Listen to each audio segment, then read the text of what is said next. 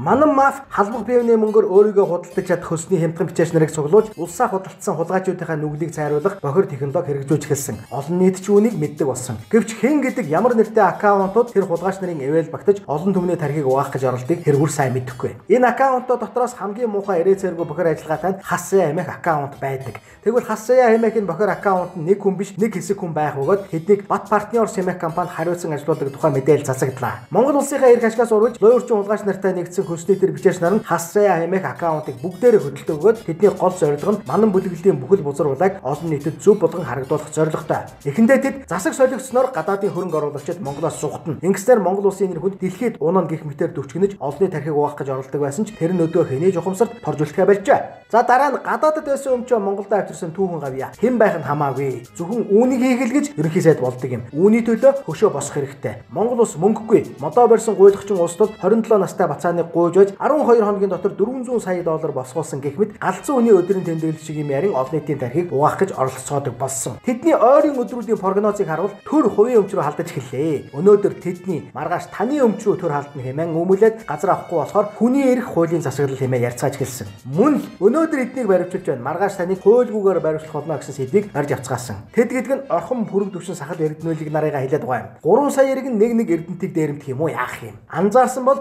луйварчин сайхан болог яг л энэ сэдвэр Улаанбаатартай ярилцсан шүү дээ. Мань луйварчин одоогоор энэ хэдийгээ зааж чиглүүлж байгаа юм гэсэн. За олон үгээр яах вэ? Халбах бивний мөнгөөр өөрсдөө худалдсан хямдхан новчнуудыг нэрлэе. Бат партнерсын бичээчд Таяр Баяр, Артчаан, Банчгийн Ганзөрөг, Баярхүү, Бэлгүү нар юм гин. Энэ Д Бэлгүүн гэдэг нь алдарт Бэлгүүн ТV-тэрч ганф байх. Ийм л байна да. Эдгээр хөсний бичээчдээс зайгаа авах тун. Эд бол улсаа худалдсан хулгайч, ор хорон ож хаяхгүй гуйлагчд. Аяхгүй халбах бивний мөнгөөр эцэгхэж зарж чадах новчнууд. Бодогтун.